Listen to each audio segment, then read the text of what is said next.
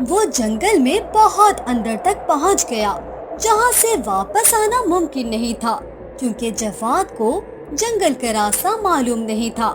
اب جب شام ہونے کو آئی اور اس کو انار کا درخت نہ ملا تو اس کو اب ڈر لگنے لگا۔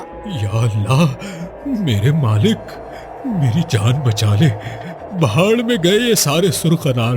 اگر میں اس جنگل سے باہر نکل گیا تو وعدہ کرتا ہوں کہ میں پورے 300 غریب لوگوں کو کھانا کھلاؤں گا۔ مجھے بچا لے میرے اللہ۔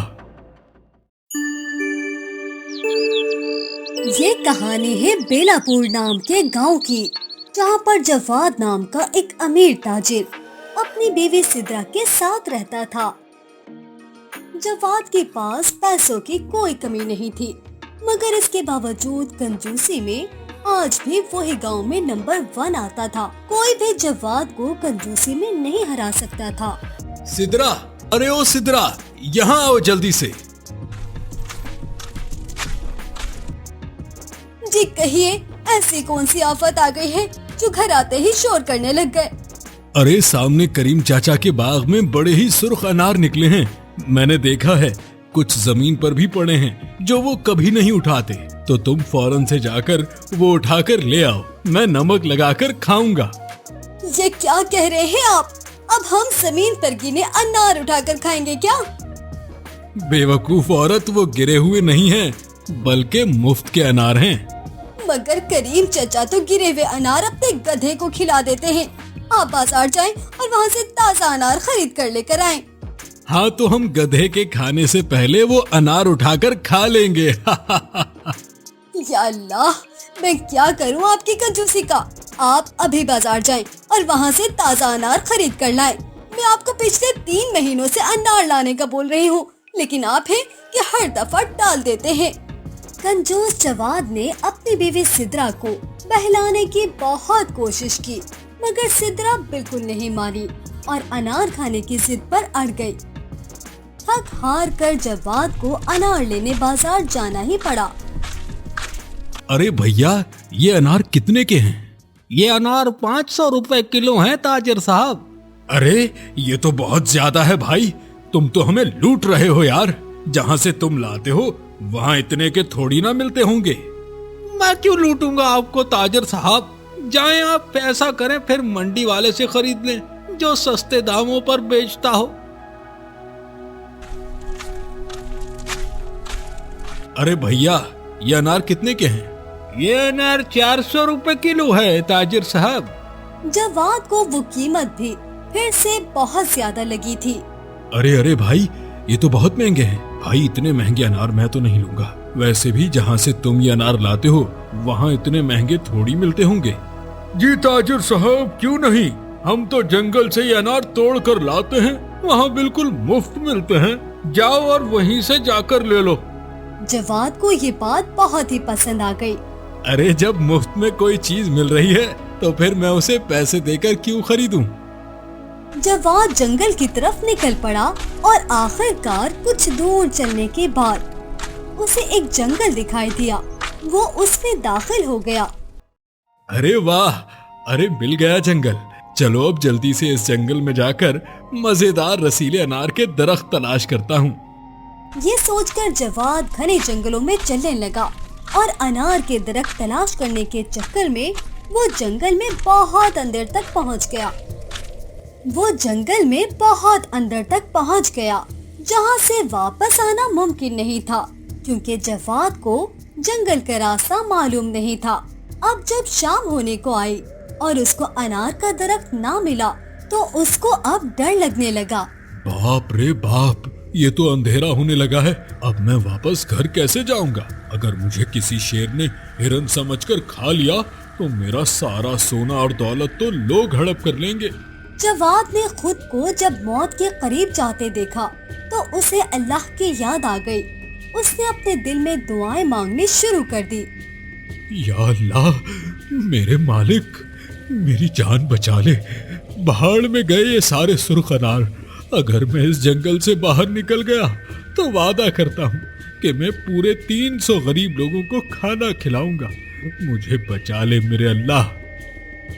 دعا مانگنے کے بعد اس کو سامنے سیدھا راستہ نظر آیا جہاں سے وہ جنگل میں داخل ہوا تھا۔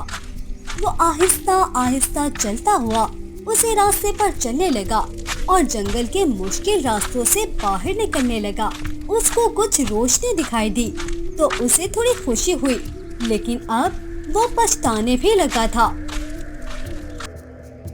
ارے یار، میں نے بغیر سوچے سمجھے ہی 300 غریبوں کو کھانا کھلانے کی منت مانگ لی۔ اب تو میں نے جنگل کا کافی سارا راستہ پار کر لیا ہے، تو ایسا کرتا ہوں 300 سے تھوڑے کم کر لیتا ہوں۔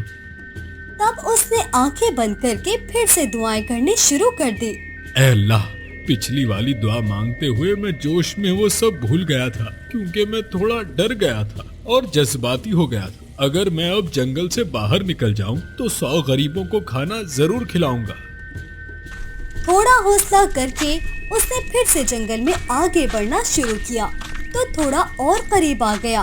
اب اس کو جنگل کے باہر سے لوگوں کی آوازیں بھی آنے لگی تو وہ مزید خوش ہو گیا۔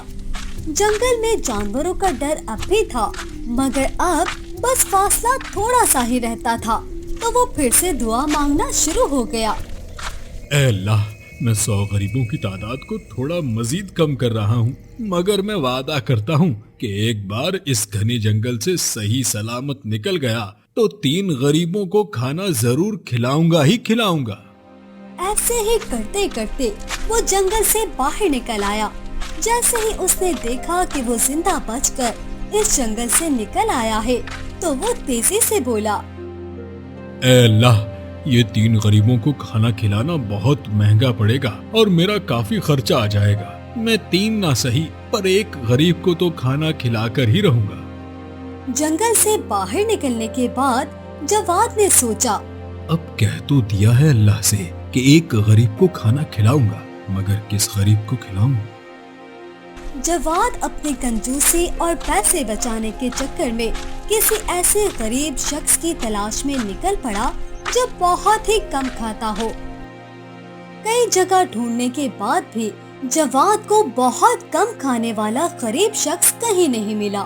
وہ ڈھونڈتا رہا اور کئی لوگوں سے پوچھنے اور بتانے کے بعد آخرکار جواد کو ایک غریب شخص مل ہی گیا جو کہ قریبی مسجد کا مولوی بھی تھا۔ جواد اس کے گھر پہنچا۔ سلام مولوی صاحب، میرا نام جواد ہے، میں اس گاؤں کا تاجر ہوں۔ دراصل میں ایک غریب شخص کو کھانا کھلانا چاہتا ہوں، اس لیے آپ کے پاس آیا ہوں۔ ٹھیک ہے جواد، میں آ جاؤں گا تمہارے گھر۔ اب ہوا کچھ یوں کہ جواد نے کچھ ایسا سوال کر دیا جس کے لیے وہ غریب مولوی تیار نہیں تھا۔ مولوی صاحب، ویسے آپ کتنا کھا لیتے ہیں؟ کیونکہ پچھلی بار جس غریب کو میں نے کھانا کھلایا تھا وہ تو بہت بڑا پیٹو نکلا تھا۔ اتنا سنتے ہی وہ مولوی سمجھ گیا کہ جواد بہت ہی کنجوس ہے جو ایسی بات پوچھ رہا ہے۔ اب اگر جواد کنجوس تھا تو مولوی بہت ہی زیادہ چالاک تھا۔ اسے جواد کے سوال پر غصہ تو آیا، مگر بغیر ظاہر کیے وہ فوراً بولا، جواد، میں پیٹو نہیں ہوں، میں تو مشکل سے صرف 1 سوکھی روٹی ہی کھا پاتا ہوں۔ یہ سن کر تو بھائی جواد کی خوشی کا کوئی ٹھکانہ ہی نہیں رہا۔ اسے لگا کہ بس یہی وہ غریب ہے جس کی اسے تلاش تھی۔ تو ٹھیک ہے مولوی صاحب، آپ میرے گھر آنے کی دعوت قبول کریں، بس آپ ایک بات کا دھیان رکھنا کہ میں صبح 10 بجے تک کام پر چلا جاتا ہوں، تو کل آپ اس سے پہلے ہی آ کر کھانا کھا لینا۔ وہ مولوی راضی ہو گیا اور جواد بھی خوشی خوشی اپنے گھر آ گیا۔ اگلے صبح دعوت کی ساری تیاری کر کے جواد اس مولوی کا انتظار کرنے لگا۔ دیکھتے ہی دیکھتے 10 بج گئے پر وہ مولوی گھر نہیں آیا اور آہستہ آہستہ 11 بھی بج گئے۔ آخرکار تھک ہار کر جواد نے اپنی بیوی سدرا سے کہا، ارے یار، مولوی صاحب بھی پتہ نہیں کہاں رہ گئے، 10 بجے کا بولا تھا اور اب 11 بج گئے ہیں، مجھے کام کے لیے دیر ہو رہی ہے۔ سدرا، میں جا رہا ہوں، اگر میرے جانے کے بعد مولوی صاحب آئیں تو تم انہیں کھانا کھلا دینا اور 100 روپے صدقے کے بھی دے دینا۔ یہ کہہ کر جواد گھر سے چلا گیا۔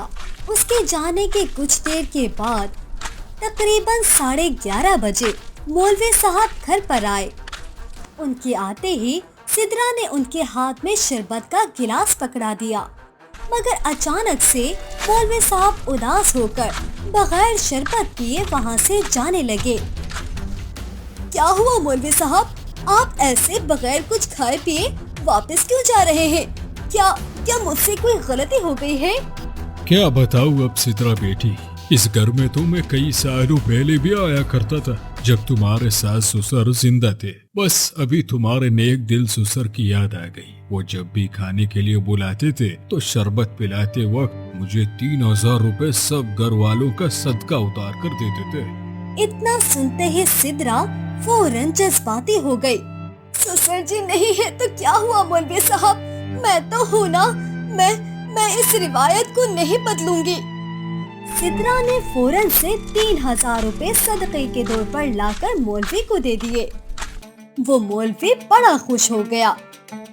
इसके बाद सिद्रा ने मौलवी साहब के लिए 2 पराठे और सालन का जबरदस्त सा खाना तैयार कर दिया। मौलवी ने पेट भरकर खाना खाया और खाना खत्म करने के बाद वो एक बार फिर से उदास होकर बगैर कुछ कहे वहाँ से जाने लगा। मौलवी साहब को इस तरह परेशान और रोता हुआ वापस जाता देखकर सिद्रा फिक्रमंद हो गई। उसने फिर से पूछा, अब क्या हुआ मौलवी साहब, अब आप क्यों ऐसे बगैर कुछ कहे जा रहे हैं? खाने में कुछ कमी रह गई है क्या?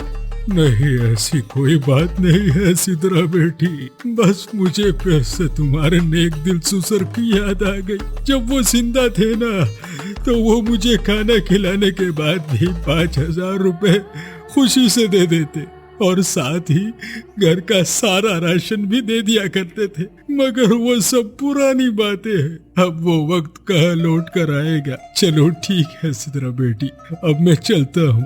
रुकिए मौलवी साहब, आप फिक्र मत कीजिए, जैसा पहले से होता आया है आगे भी वैसा ही होता रहेगा।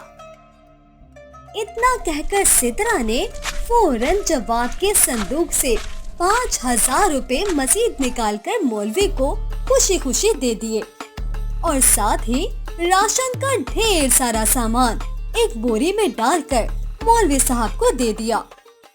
वो मौलवी सारा सामान लेकर खुशी खुशी अपने घर वापस आ गया। रात को जब जवाद वापस घर आया तब उसने सिद्रा से पूछा, अरे सिद्रा, मौलवी साहब खाना खाने के लिए आए थे? हाँ, मौलवी साहब आए थे और मैंने उन्हें खाना भी पेट भर कर खिला दिया था, लेकिन वो काफी उदास हो जाते थे और बार बार खाना खाए बगैर वापस जाने की जिद करने लग जाते थे। लेकिन वो क्यों? दरअसल वो बता रहे थे कि आपके अब्बा की जिंदगी में भी वो हमारे घर खाने पर आया करते थे, इसीलिए उनको बार बार उनकी याद आ रही थी। लेकिन मैंने उन्हें अब्बा की कोई कमी महसूस नहीं होने दी और उनका खाने से लेकर सदका, खैरात और घर का राशन भी अच्छे से दे दिया है। ये सुनते ही जवाद बुरी तरह से चौंक गया। सदका और राशन? अरे किस बात का सदका और राशन? फिर जब सिद्रा ने पूरी कहानी अलिफ से ये तक बताई तो गुस्से से जवाद का खून खोलने लगा। अरे ये तूने क्या कर दिया सिद्रा? 8000 का सदका और 10,000 का राशन? अरे इतने में तो पूरे शहर के गरीबों को खाना खिला देता। छोड़ूंगा नहीं आज मैं उस मनहूस मौलवी को, छोड़ूंगा नहीं। वो मुझे चूना लगाकर चला गया। जवाद ने फौरन अपनी बंदूक उठाई और मौलवी साहब के घर की तरफ चल पड़ा। उधर वो मौलवी भी पूरी तरह तैयार और होशियार बैठा हुआ था।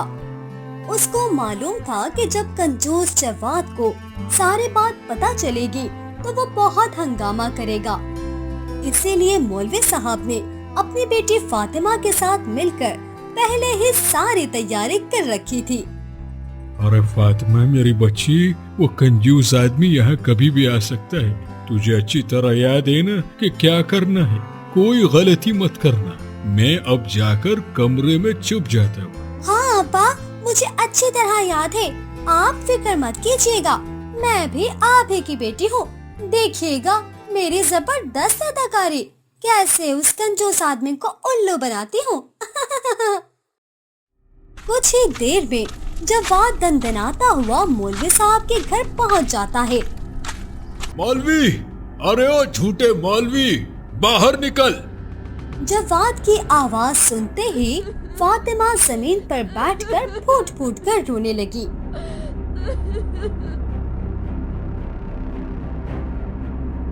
वहीं काफी देर तक जब मौलवी बाहर नहीं आता तो जवाद गुस्से में घर के अंदर चला जाता है।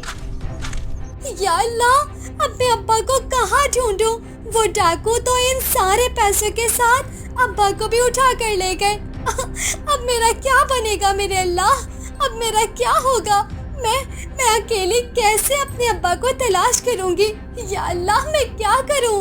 अरे मौलवी साहब कहाँ गए? कौन ले गया उनको? वो 4-5 डाकू थे। जब उन्होंने अब्बा को आपके घर से पैसे और राशन लाते देखा तो वो उनका पीछा करने लगे और यहाँ आकर उनको पैसे समेत अपने साथ ले गए। मानो अब्बा तो सोने का अंडा देने वाली मुर्गी हो।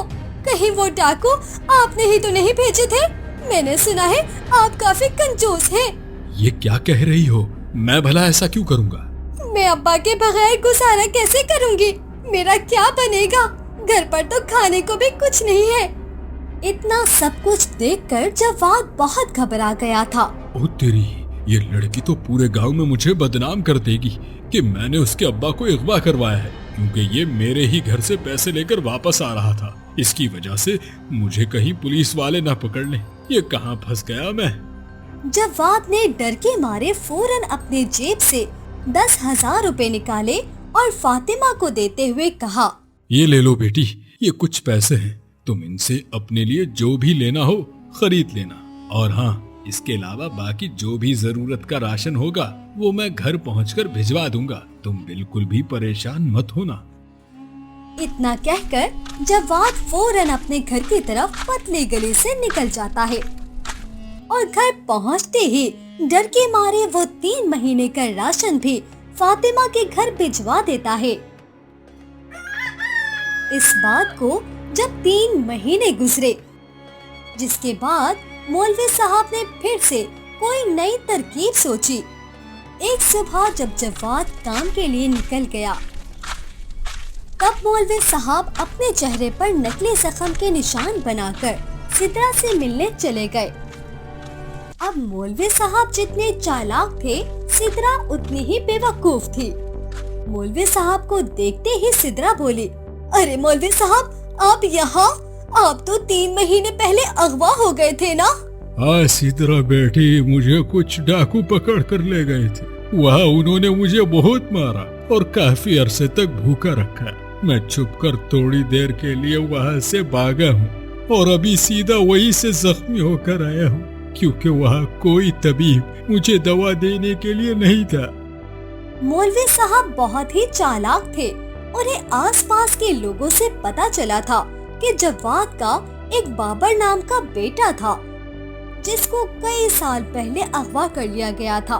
तो वो झूठ मूठ की कहानी बनाने लगा। सिद्रा बेटी, जिन चोरों ने मुझे अगवा किया था, वहाँ उनके घर में तुम्हारे बेटे बाबर से भी मिला। वो वहीं पर है और उनके कब्जे में है। उसको जब पता चला मैं तुम्हारे घर भाग कर जा रहा हूँ, तो उसने मुझसे कहा कि मेरे अम्मा अब्बा की खैरियत भी पूछ लूं और उनको सलाम कहूँ। ये सब सुनकर सिद्रा बहुत जज्बाती और उदास हो गई। क्या सच में मेरा बेटा बाबर कैसा है? मुझे बताइए ना। क्या बताऊं सिद्रा बेटी, बाबर तो बहुत कमजोर हो गया है। वहाँ कोई खास इंतजाम नहीं है, न तो खाने को फल है और न ही अच्छी खुराक, कुछ भी नहीं मिलता। मुझे ही देख लो, मेरा ये लिबास मैंने 3 हफ्ते से पहन रखा है। इसीलिए मैं यहाँ आ गया ताकि जख्म पर मरहम लगवा सकूं और तुम्हारे बेटे का पैगाम भी दे दूं। चलो अब मैं वापस चलता हूँ, वरना वो डाकू फिर से यहाँ न आ जाए। तुम अगर कुछ भी बाबर को देना चाहती हो तो मुझे दे दो, मैं जाकर उसे दे दूंगा, वो बहुत खुश होगा। अब सिद्रा ने बाबर के लिए जबरदस्त खाने और एक बोरी भरकर राशन का सामान मौलवी साहब को दे दिया। मौलवी साहब सारा सामान लेकर अपने घर चले गए। शाम को जब जवाद घर लौटा تو سدرا نے اسے کچھ نہ بتایا۔ اس طرح سدرا کا دیا ہوا راشن مولوی صاحب نے پورا مہینہ چلا لیا، اور پھر اس نے ایک دوسری ترکیب سوچی اور دوبارہ سے جواد کے گھر جا پہنچا۔ مولوی صاحب کو دیکھ کر سدرا خوش ہو گئی۔ ارے مولوی صاحب، کیسے ہیں آپ؟ اور میرا بیٹا بابر کیسا ہے؟ میں تو بالکل ٹھیک ہوں۔ اب تو بابر بھی کافی صحت مند ہو گیا ہے۔ تمہارا دیا ہوا سامان دیکھ کر بہت خوش ہوا اور پیٹ بھر کر کھا پی رہا ہے۔ اس نے تمہارا اور جواد کا حال چال پوچھا ہے، اور ہاں، ایک خوشی کی بات ہے، وہ ایک لڑکی سے شادی کرنا چاہتا ہے، مگر اس کے پاس اتنے پیسے نہیں ہیں۔ یہ سن کر سدرا کی خوشی کا کوئی ٹھکانہ نہیں رہا۔ وہ اپنے بیٹے کو دلہے کے روپ میں سوچ کر ہی خوش ہو گئی تھی۔ کیا سچ میں میرا بیٹا شادی کرنے والا ہے مولوی صاحب؟ ہاں، اور بابر نے کہا ہے کہ اماں سے کہہ دینا کہ مجھے کچھ پیسے بھجوا دے، شادی کی تیاری کرنی ہے، اور لوگوں کی دعوت کے لیے کافی سارا راشن بھی بھیج دیں۔ اب تو سدرا دوڑ دوڑ کر سارا انتظام کرنے لگی۔ اس نے ایک ٹرک بلوا لیا جس میں آٹا، چاول، دال، تیل اور سارا راشن بھر کر مولوی صاحب کو دے دیا۔ مولوی صاحب، بابر سے کہنا کہ اس کی ماں اسے بہت یاد کرتی ہے، اور میری ہونے والی بہو کو میری طرف سے ڈھیروں دعائیں دینا۔ ہاں ہاں، کیوں نہیں، ضرور کہہ دوں گا۔ یہ کہہ کر مولوی صاحب وہاں سے نکل پڑے۔ تھوڑی دیر کے بعد اچانک جواد گھر آ گیا۔ ارے سدرا، یہ ہمارے گھر کے باہر سامان سے بھرا ٹرک کیوں کھڑا ہے؟ کوئی آیا تھا کیا؟ ہاں ہاں بالکل، وہی مولوی صاحب آئے تھے۔ آپ جانتے ہیں ہمارا بیٹا بابر شادی کر رہا ہے، آپ سسر بن جائیں گے۔ کیا بابر کہاں سے آ گیا؟ اور کون سا سسر؟ کس کا سسر؟ میں بھلا اب سسر کیسے بن سکتا ہوں؟ ہمارے بیٹے کو تو ان ڈاکوؤں نے مار ڈالا تھا۔ ارے ہمارا اپنا بیٹا بابر، وہ ان ڈاکوؤں کے پاس ہی ہے اور اب شادی کرنے والا ہے۔ وہ مولوی صاحب پھر سے ان ڈاکوؤں کے پاس چلے گئے ہیں۔ یہ سب سن کر جواد کے چہرے پر ہوائیاں اڑنے لگی۔ اوے سدرا، تمہارا دماغ خراب ہے۔ اس جھوٹے اور فراڈ مولوی نے تم سے جو کہا تم نے سب مان لیا۔ کہیں وہ تمہیں لوٹ کر کچھ لے تو نہیں گیا؟ ارے نہیں، میں نے انہیں کچھ خاص نہیں دیا، بس بابر کی دلہن کے لیے سونے کا ہار، کپڑے، ایک ٹوکری پھل، آٹا، چاول، دال، تیل اور بس 1 سال کا راشن ہی دیا ہے۔ اب تو جواد کا غصہ آسمان پر پہنچ گیا۔ اپنی عقل کی اندھی بیوی اور اس فراڈ مولوی پر غصہ لے کر وہ سیدھا مولوی صاحب کے گھر پہنچا۔ مولوی کے پاس پہنچ کر جواد نے ہاتھ جوڑ کر کہا، مولوی صاحب، مجھے معاف کر دیجیے۔ میں آج کے بعد کبھی کم کھانے والے غریب کو نہیں ڈھونڈوں گا، اور اپنی کنجوسی کو بھی ہمیشہ کے لیے چھوڑ دوں گا۔ میں سمجھ گیا ہوں کہ آپ مجھ سے اسی بات کا بدلہ لے رہے ہیں۔ ٹھیک ہے جواد، میں تمہیں معاف کرتا ہوں، لیکن آج کے بعد تم کبھی بھی کنجوسی سے کام نہیں لوگے، اور ہر مہینے اللہ نے تمہیں جو مال دیا ہے اس سے خیرات کرو گے، اور 10 غریب لوگوں کو کھلے دل سے کھانا کھلاؤ گے۔ مجھے منظور ہے مولوی صاحب، اب مجھے سمجھ آ گئی ہے کہ یہ دولت جو میرے رب نے مجھے دی ہے، یہ ساری ایک صندوق میں سنبھال کر رکھنے کے لیے نہیں، بلکہ اس کو اللہ کی راہ میں خرچ کرنے کے لیے ملی ہے۔ بے فکر ہو کر جاؤ اور اب چین سے رہو۔